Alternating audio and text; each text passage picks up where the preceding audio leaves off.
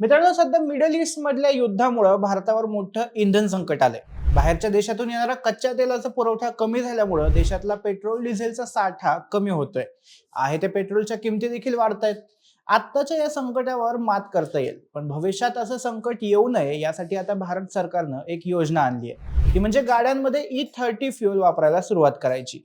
आता ही नेमकी काय भानगड आहे, सरकारची योजना कशी अंमलात आणण्यात येणार आहे आणि यामुळे खरंच आपल्याला फायदा होणार की उलट जास्त नुकसानच होईल, हे सगळं आपण आजच्या व्हिडिओमध्ये जाणून घेणार आहोत. पण व्हिडिओला सुरुवात करण्यापूर्वी तुम्ही जर नवीन असाल तर चॅनलला सबस्क्राईब करून घ्या. मी सुदेश आणि तुम्ही पाहताय टेक भारी. आधी लक्षात घेऊया की E30 म्हणजे नेमकं काय. आता आपल्याला E20 फ्युएल माहिती आहे. यामध्ये 80% पेट्रोल असतं आणि 20% इथेनॉल. इथेनॉल हे एक प्रकारचं अल्कोहोल आहे जे ऊसाचा रस, मका, तांदूळ, गहू किंवा खराब झालेल्या धान्यापासून तयार होतं. भारतात इथेनॉल हे मुख्यत्वे ऊस कारखान्याची मळी आणि खराब धान्यापासून तयार केलं जातं. आणि आता तर देशातल्या सगळ्या पेट्रोल पंपांवर E20 हेच पेट्रोल विकणं अनिवार्य करण्यात आलंय. याचाच पुढचा टप्पा म्हणजे E30 हा असणार आहे. म्हणजे 70% पेट्रोल आणि 30% इथेनॉल असं पेट्रोल देशात सुरू करण्याची सरकारची योजना आहे. अर्थात हा प्रवास काही एका रात्रीत होणार नाहीये, तर पुढच्या काही वर्षांमध्ये टप्प्याटप्प्याने पेट्रोलमधील इथेनॉलचं प्रमाण वाढवण्याचा विचार सरकार करतंय. यासाठी भरपूर नियोजन आणि मोठ्या प्रमाणात संशोधन करावं लागणार, हे तर नक्कीच. शिवाय यामध्ये काही आव्हानं देखील येऊ शकतात. मीडिया रिपोर्ट्सनुसार E30च्या दिशेने सरकार अनेक महत्त्वाची पावलं उचलत आहे. BIS म्हणजेच ब्युरो ऑफ इंडियन स्टँडर्ड्सने एक गॅजेट नोटिफिकेशनद्वारे E22, E25, E27 आणि E30 या इंधन ब्लेंडसाठी तांत्रिक मानदंड जाहीर केलेत. म्हणजे सरकार टेक्निकली या सगळ्या ऑप्शन्सचा विचार करत आहे.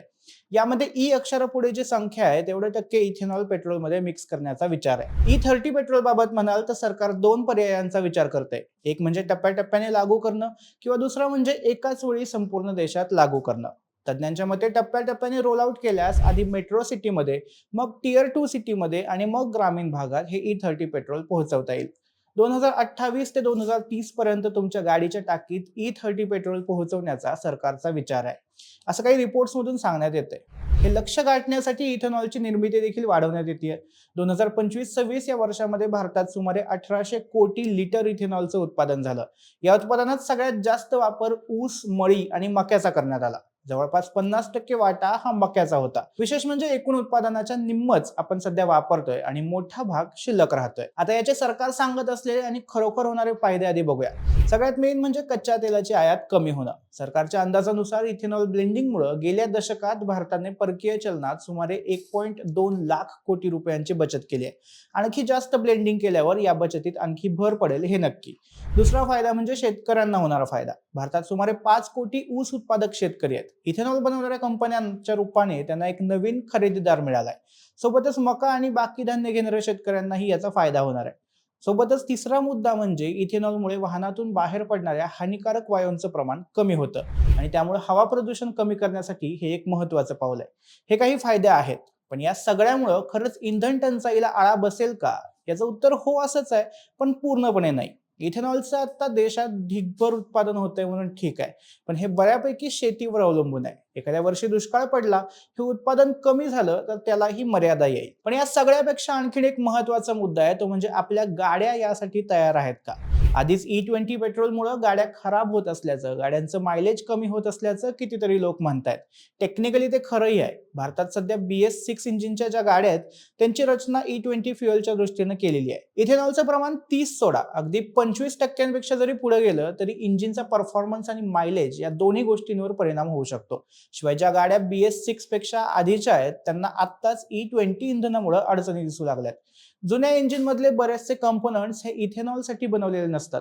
त्यामुळे फ्युएल लाईन्स, गॅजेट सील्स आणि फ्युएल टँकला दीर्घकालीन नुकसान होऊ शकतं. त्यामुळे आता E20 वरून E30 वर गेलं तर सध्याच्या BS6 गाड्यांना देखील अशाच अडचणी येऊ शकतात, असा इशारा तज्ज्ञांनी दिलाय. म्हणजे आता वाहन बनवणाऱ्या कंपन्यांना देखील E30 कॉम्पॅटिबल इंजिन बनवावे लागतील. या सगळ्यात आपल्याला कितपत फायदा होईल हे तर भविष्यात कळेलच. मात्र एक गोष्ट आपण आताच सांगू शकतो की इथेनॉल बनवणाऱ्या कंपन्यांना सरकारच्या या धोरणाचा फायदाच फायदा होणार आहे. खरं तर E20 सक्तीचा निर्णय देखील 2030 पर्यंत घेण्यात येणार होता. मात्र इथेनॉल लॉबीच्या दबावामुळे तो आत्ताच घेतल्याची चर्चा सगळीकडे सुरू आहे. त्यातच आता E30 बद्दल प्लॅनिंग सुरू झाल्यामुळे सरकार नेमकं कुणासाठी हे निर्णय घेतंय असा प्रश्नही उपस्थित होतोय. बाकी सरकारच्या या धोरणाबद्दल तुम्हाला काय वाटतं हे आम्हाला कमेंट्समध्ये नक्की सांगा आणि टेक भारीच्या YouTube चॅनलला सबस्क्राईब करायला विसरू नका.